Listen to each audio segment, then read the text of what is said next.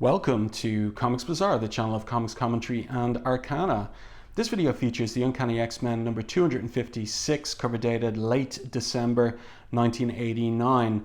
And this is the issue that introduces the Asian version of Psylocke. And the cover caption reads, "Mandarin has a new assassin," and Psylocke is her name. So of course Psylocke and the other X-Men went through the Siege Perilous in issues previous, and this is the first sight we've had of her in publishing time in many months. And the cover is by Jim Lee and Scott Williams. It's Jim Lee's second issue on Uncanny X-Men. And in this particular month of cover dating December 1989, Jim Lee had two comics on the newsstands and racks of comics shops, specialty shops. And they were Punisher War Journal number 12, which is also cover dated December 1989. And what's really intriguing is that his work in War Journal just isn't on the same level as his work in Uncanny X-Men 256. Part of that is down to the fact that he's been inked by Al Milgrom, and Al Milgrom just not a suitable inker for Jim Lee's style at the time. And here he is inked by Scott Williams, who would become synonymous with Jim Lee's art. So two comics on the racks in December of, cover dated December. These would have come out maybe in September of 1989.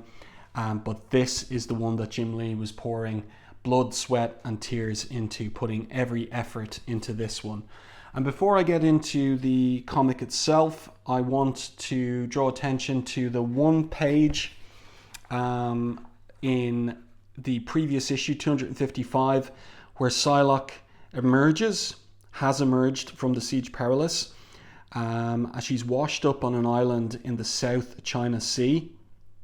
And here Matsuo Tsurayaba of the Japanese Hand arrives and is told by his underlings that she was found a week ago, washed up on our shores.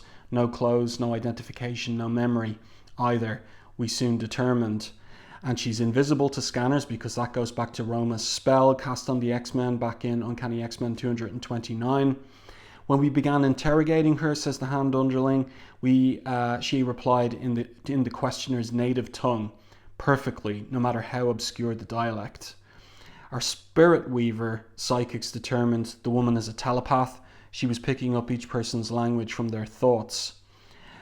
So they have requested guidance from Matsuo Tsurayaba, and he recognizes the woman as the X-Man Psylocke. And by all the gods who ever were, I know full well what the Hand may do with her, he says. She's otherwise amnesiac. She washed up on the shore with no clothes, no identification, no memory.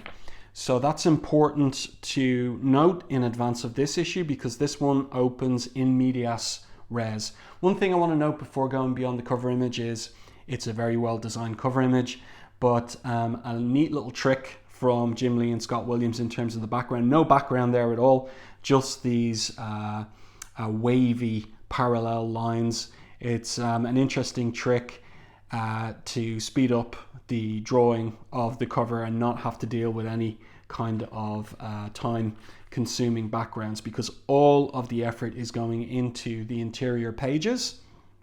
Something to note too in this issue is that a lot of it is spent in Psylocke's psyche, and the panels and pages, the pages and parts of the story that are in reality outside of Psylocke's psyche have these thick black borders. The panels all have thick black borders, but the panels that take place inside Psylocke's psyche just have thin, normal borders. So that's something to bear in mind when as I go through this particular issue. So the issue opens in Hong Kong. On the peak, overlooking the harbour, is where the taipans live, the captains of industry, the master traders, the lords of the mercantile city. I always like these scene setting openings that Claremont fits to the various locations in the world-spanning stories of the X-Men. Men of such wealth and power, they believe they have nothing to fear, but something has gone badly wrong. This particular mansion here, we see the aftermath of some kind of attack. We've got bodies here on the ground with arrows sticking out of their back. We've got someone in the foreground here with a knife in his chest, that one there with a sword in his back, and so on and so forth. And a lot of effort put into the drawing of the garden, including the fountain too, where we're zooming in. There's the fountain there, zooming in and zooming right in with our eye going to the open door of the mansion. And let's continue to the splash page with our story title, The Key That Breaks the Lock, with that final E. So a reference to Psylocke. And here in the foreground, we have Matsuo Tsurayaba down on his hunkers. And who is that in the background looking out these huge windows at the Hong Kong skyscraper skyline? We can just see his reflection there in the window. It's the Mandarin, the typical enemy or the longtime enemy of Iron Man.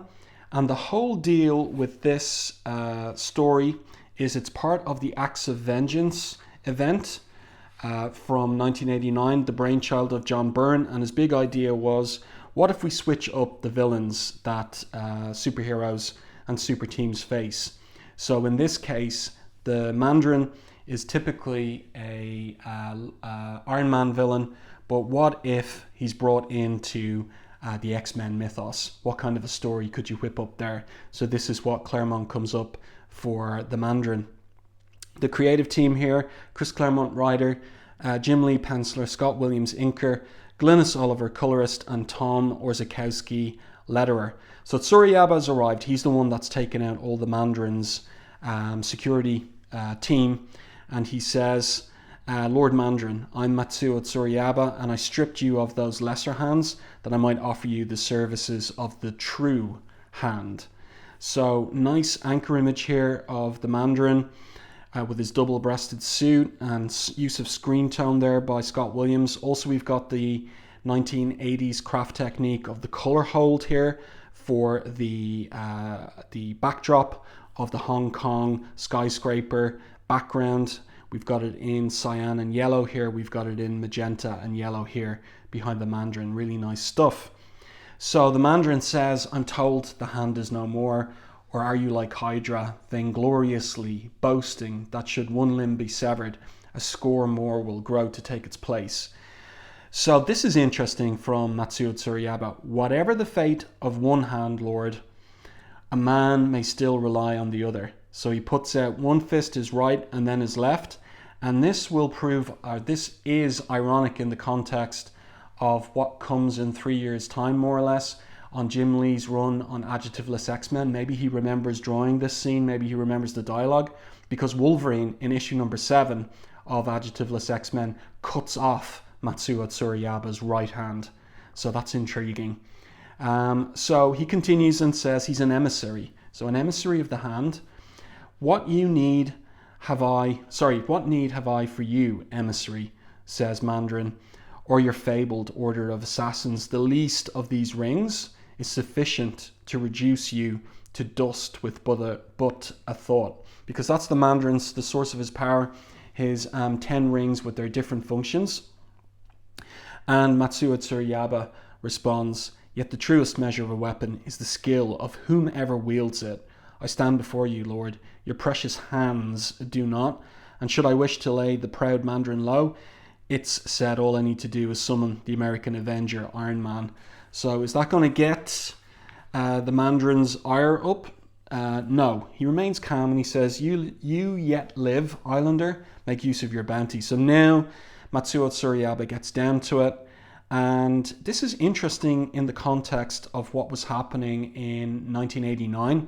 You had the Tiananmen Square event in Beijing, an almost uprising of young Chinese students against the communist regime.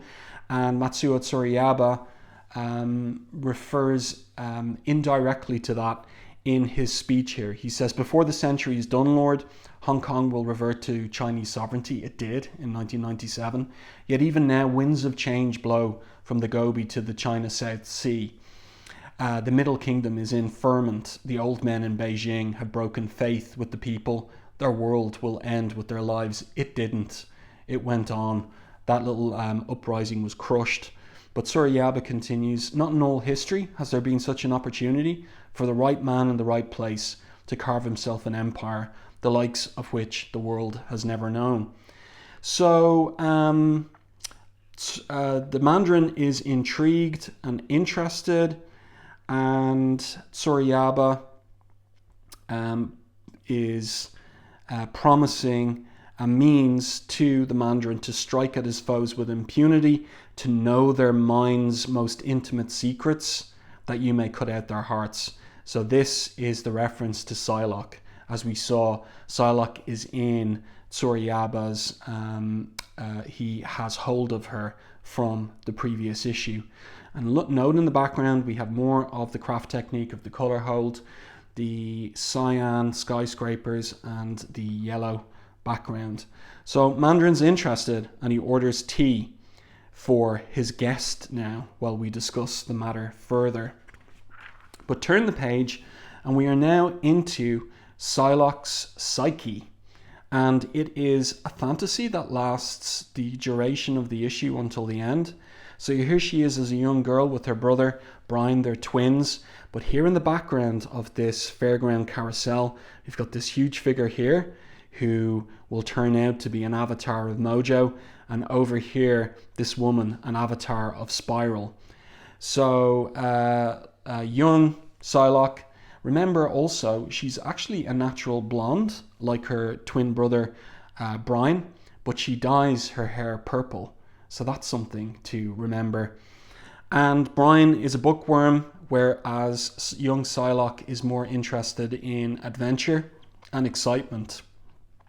And that aspect of her personality is going to be the driver of her being seduced by her dark side, something that Claremont played around with, in particular in the X-Men Annual number 11. He's always played around with the idea, and in particular also in Inferno, that Psylocke, despite her outward appearance of being a genteel, ladylike English rose, has something of a tigress's heart inside her, and a dream and ambition and fantasy of being a deadly warrior. So here she is flying this Spitfire out of the carousel into the air, and she says, this is a real Spitfire, I'm really flying. But it's the fantasy world of her psyche. And she flies right into Spiral's mouth here. And it's intriguing kind of dream imagery and symbolism. Look at the symbol on Spiral's cap here, the eye with the spiral around it. And Psylocke sees the mouth in front of her, a monster, a demon, no, coming to claim me, body and soul, go away, leave me alone. Wish I could, lovely, says Spiral, since you're having such a good time, but the ride's over, time to close the show. So the experience, this journey has opened, and here we have young Psylocke and Brian walking away from the carousel. And Spiral says, found this in the cockpit, you must have dropped it, and it's a ring. So it will turn out to be one of Mandarin's rings. And here we've got Spiral and Mojo grinning in the background. Mojo saying, take a child, looks like it was made for you anyway. It really is lovely, she says.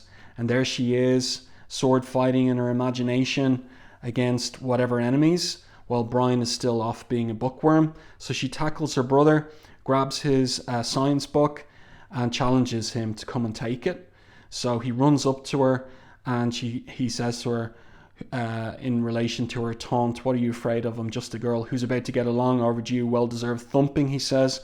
Brian Braddock lunges for his twin sister, a fierce cry on his lips, and suddenly he isn't Brian anymore, and she Betsy. One England's given way to another, and a struggle that might have started as play becomes something deadly serious. So interesting little fantasy here as well, kind of a medieval fantasy, and then it flashes away.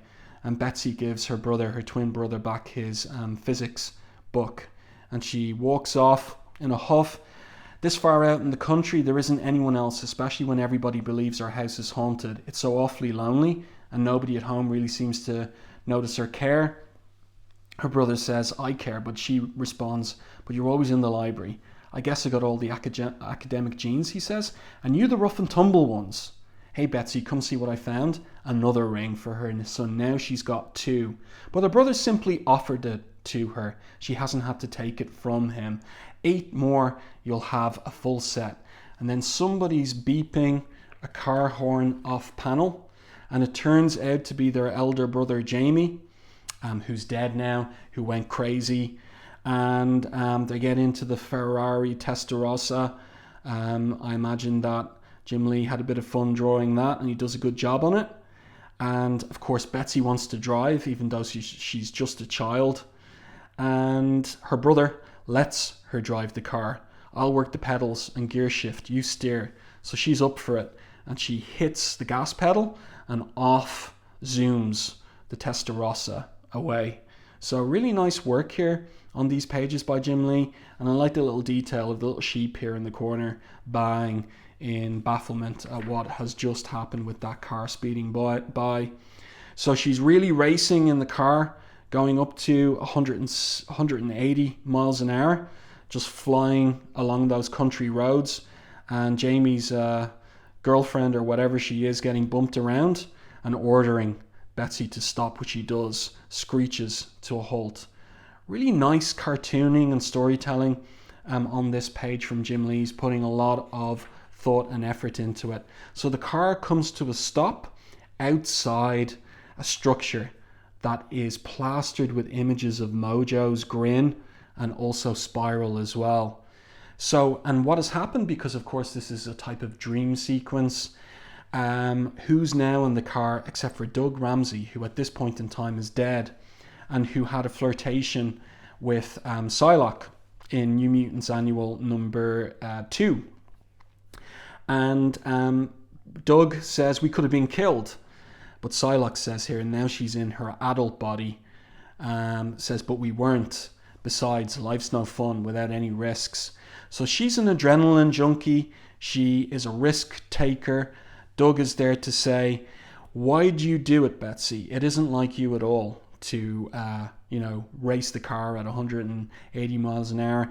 Don't say that, Doug. She says, you, it, I. If you believe that, Doug Ramsey, then you don't know me. And why I ever bothered to care about such a consummate child, I'll never know. So she walks away from him. She's now got 3 rings on her finger, see? So this seduction, corruption of her soul is proceeding apace. And in she goes into the building. There's a poster here, Mojo and the Spiral tonight only. And Mojo is the usher or porter who opens the door for her. And in she goes, and it turns out to be some kind of shopping emporium. And who's there to meet her except her best friend, Aurora, Storm. Hello, Storm, she says. And they go shopping, and Storm gets into this kind of funny version of a Supergirl type costume. The S obviously standing for Storm in this case. And here we've got Mojo and Spiral again, ushering Psylocke to this makeup chair where she is reworked into a different physical appearance. So they cover her with this goop, tear it away, and what is revealed on the next page? It's our first look at Asian Psylocke. So she's no longer who she was. And yet for all that's changed, the oldest hurts remain. Why, Aurora asks Psylocke, why was Brian chosen to become Captain Britain and not me? He never wanted that kind of life. It was all I ever dreamed of. I'd have given anything for the chance. So Storm asks, what is wrong, Elizabeth? You look so strange. And she says, I don't know. I feel no. And Storm asks, that's just it. She says, that's just it, Aurora. I can't feel inside or out. It's like I'm screaming without making a sound. I touch, but there's no sensation. I'm solid, yet I don't exist. So she's got some kind of intuition that this isn't exactly reality, alive, a ghost, which someone's out there, Aurora, in the dark watching. That's a great line of dialogue from Claremont, and there is. And look, here's the thick black border back again here and on this page. So this is us in reality. Now we get to see where is Psylocke, and she's in this tank, and she is in there with two scuba divers, and here we have the Mandarin and Suryaba. So Mandarin has been introduced to what Suryaba's up to. This is what he was talking about, a means for the Mandarin to know the minds of all his enemies and foes. We believe, Lord, he responds, the X-Man Psylocke. And Mandarin says, weren't they all supposed to have been slain some time ago? That's what the world believes at this time, that the X-Men died in Dallas. Evidently, they are as practiced at deception as we, says Suryaba, and he's right. Because they went along with the idea. It was Storm's idea that they remain believed dead for their time in the outback. Something must have happened to them, said Suryaba. However, for when we found the woman, she was in shock, her mind and memories totally fragmented. But here's what's going on. They're remolding her. And he continues and says, we are in the process now of isolating appropriate elements of her psyche and focusing them towards our desired end. We provide the goal, but she herself the path to reach it. That's very, very important dialogue there, because it means that Psylocke has free will and she is freely choosing to embrace her dark side that was always there potentially. And this is a major theme of Claremont's work on the X-Men, the dark side within every X-Man that they try to come to terms with or master. It's very clearly part of Wolverine's character journey under Claremont's pen. And also, of course, it came up with Jean Grey and Dark Phoenix, and here it is now coming out in relation to Psylocke. Suryaba continues his explanation to the Mandarin, so we're getting an explanation too.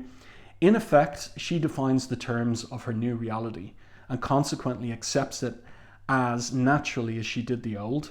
Our sensitive is in psychic rapport with her, partly to monitor her progress, since she appears invisible to our sensors, mostly to prevent her telepathy from detecting us. He's aware of what she's experiencing, but we dare not disturb him at this juncture without placing the entire procedure at risk. So they've got no insight in terms of what's going on in Psylocke's psyche. And that's it. So they're on the outside waiting to see what happens. And Suryaba is promising her to Mandarin as an agent that will be a superior agent. So he says here, imagine, if you will, an operative who can read minds, control them, slay literally with but a thought. Consider what might be accomplished. Why make me this gift? Asked the Mandarin. A guild of assassins needs employment, just as a great lord, Mandarin, needs spies to seek out his enemies and executioners to deal with them. In Psylocke, you'll have both. So that's the plan for Psylocke. And then we're back into her psyche and the dream sequence that's ongoing. So here she is still looking at the mirror image of herself, and she's recriminating herself. I had my chance, to be a hero, Captain Britain for a day. Poor little Mayfly, hero girl, but I wasn't good enough. I was too soft, too sentimental, too weak. No longer, she says, I want your ring, Storm. So Storm is wearing one of those rings. The Mento intensifier ring is almost impossible to resist when wielded by a normal mind, amplifying a telepath's power. That's my girl, give it over. So Storm gives over the ring, and then she blasts Storm with a flame blast from another ring, fitting in a way that I'd test its might on my best friend, she says. But what are friends compared to power? Another great line from Claremont in the dialogue. 10 rings for my 10 fingers. I shall not rest until I have them all. And then she makes her way to another part of the dream sequence, and she finds Colossus in a loft in Soho, painting. Can you be so changed? Asks a surprised Colossus. The nature of life is change, she responds, especially when one passes through the Siege Perilous. You found your heart's desire, and I seek mine. And that's so interesting because Colossus's heart's desire, revealed in here, but explored more particularly in Uncanny X-Men 259, is just to be an artist and to live a normal life and also have the love of a beautiful woman. But that's it. Like, he has an kind of like an ordinary type dream, whereas Psylocke's is so much different. She wants action, she wants adventure, she's embracing her dark side. So she takes the ring from Colossus. By the way, this is a really nice drawing, this reverse image of Psylocke in front of this huge version of Colossus. And Scott Williams doing so well here with the inking of that metallic effect on Colossus's living steel body. And then we switch to Hollywood, a dance club in Hollywood, and there is where Psylocke finds Dazzler, and we will see that that is indeed where Dazzler is in Uncanny X-Men 260. And Dazzler attacks Psylocke as she thinks, uses her laser blast, and typical of Ali, she asks rhetorically, am I great or what? Wrong. Silly girl. So simple for the Mento intensifier ring to create the illusion. I was over there masking my presence as I walked right up beside you and then finish you with the electro blast. The black light ring makes 6. So the rings are mounting up and we see that Mojo's still there, still in Spiral and Mojo in attendance at within Psylocke's psyche. That's never explained.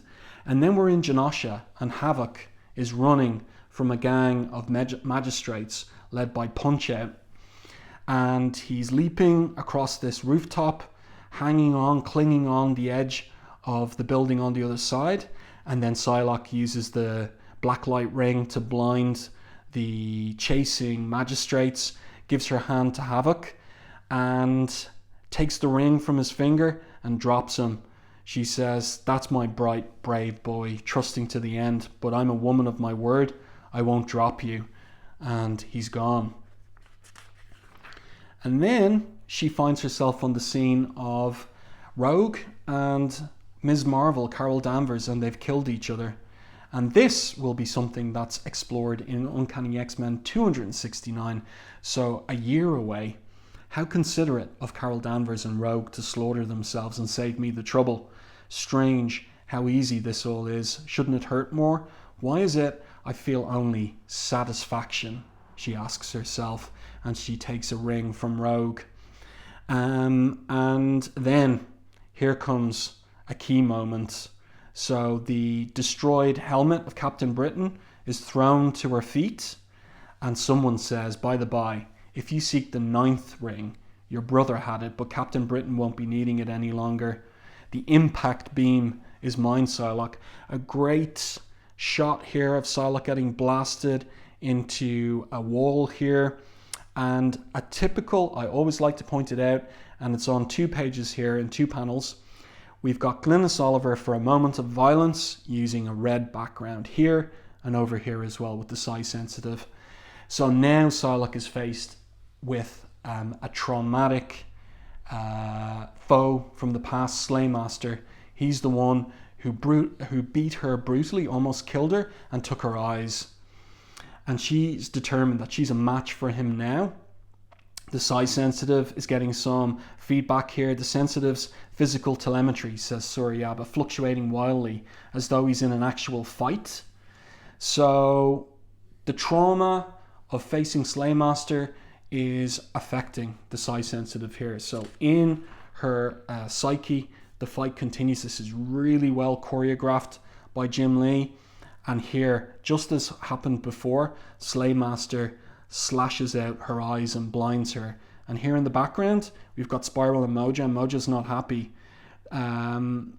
He says here, or rather Spiral says, oh, nasty. And he says, they're only her eyes. What's that to complain about? Not as though she needs them or anything. Because, of course, Mojo, in New Mutants Annual number 2, gave Psylocke bionic eyes, which he used to spy on the X-Men. Here's Slaymaster holding up Psylocke as if he's triumphed. Mojo's I'm unhappy with the outcome, not my kind of ending at all. So twist up a rewrite, suggests Spiral. And now Psylocke gets a second wind, smashes Slaymaster in the face, kicks him in the chest, and again, another blow to his jaw that shatters his face, and beneath is revealed the Mandarin. She says, "In my whole life, I was never truly tested," so she's grateful for this test. Great DeLuca effect here from Jim Lee as well. Good stuff. And now she continues beating the Mandarin. "You're done," she says. The Mandarin retorts, "While the Mandarin wears these sacred rings, he's unbeatable. My will, amplified 1,000-fold by my Mento intensifier beam, is more than sufficient to bring even you to heel. Cast aside your boulder, Psylocke." So she seems to obey, puts the boulder aside, and he continues, "And acknowledge the Mandarin as your lord and master." "No," she says. "Your mind may control the ring, but mine, through my telepathy, controls your thoughts." And so she's tricked him and blasts him telepathically. Great image there. By the way, that's a great angle and shot, upshot worm's eye view of Psylocke holding that boulder. Difficult to do. I'd say Jim Lee was proud of himself with that particular drawing. And now we have Mojo and Spiral revealed behind Psylocke, and they're delighted. Mojo in particular. "Wicked wee Psylocke," he says. "Her dance is almost as twisty-turvy, Spiral, as yours." And she says, "I'll take that as a compliment." But now our girls won the day. What comes next? Why? We give her inner eyes to match the outer ones we gave her long ago, so she can see and act as clearly as we. Can't walk the wild ways, after all, without Mojo eyes to show the way. And that's so intriguing. What was their presence there? What was their presence in Psylocke's psyche? It's mysterious. It's never really cleared up. But they were there in some regard, and now we're back in reality with the thick black borders of the panels, and she's emerged from the tank. The old man is dead, the Psi Sensitive is dead, Scuba Team as well. And Surayaba simply says, "Unfortunate losses, Lord," to the Mandarin, but under the circumstances, altogether acceptable ones. And there's Psylocke knelt down in front of the Mandarin as he's sitting there in a big golden throne which came from somewhere. "I return these rings, won in fair combat," she says, "so their rightful lord and master, who has for now and for all time become mine." That's intriguing. I was wondering about it, like, where did she get the rings? Were they on her body in the tank? Were they held by the scuba divers? Where did they come from? And so she hands them over to the Mandarin, and Surayaba says, "We have her, Lord, and through her." "Well, who knows, emissary," says the Mandarin. "Who knows indeed?" But then our last shot of Psylocke is she's grinning, that great grin, and the screen tone there used to put her face in mostly silhouette, and it's a Mojo style grin. So what are those inner eyes that Mojo and Spiral have given her, and who is she loyal to at the end of this issue? But something else to consider is, just before I end the video, is when did she get the Asian body? Here, when she's in the tank, the flotation tank, we can't see whether she is in her British body or has she transformed into the Asian one. When does that happen? It happens in the dream psychic sequence, but when does it happen in physical reality? We don't get to see that in this issue. So that remains a mystery. The metamorphosis, how did it happen? And we saw in the previous issue that she washed up on the island in her British form. She wasn't metamorphosized into an Asian body, having like on the other side of the Siege Perilous. That didn't happen. So mysteries at the end of this issue, but a really tight and rich exploration of Psylocke's character by Chris Claremont in this issue, with some absolutely top-notch art from Jim Lee, really putting everything into this, and perfectly teamed with Scott Williams on the inks on this particular issue. So no letters page here. I do hope that you enjoyed this review and commentary on Uncanny X-Men 256. Let me know your thoughts on the issue, Psylocke's transformation, in the comments section to the video.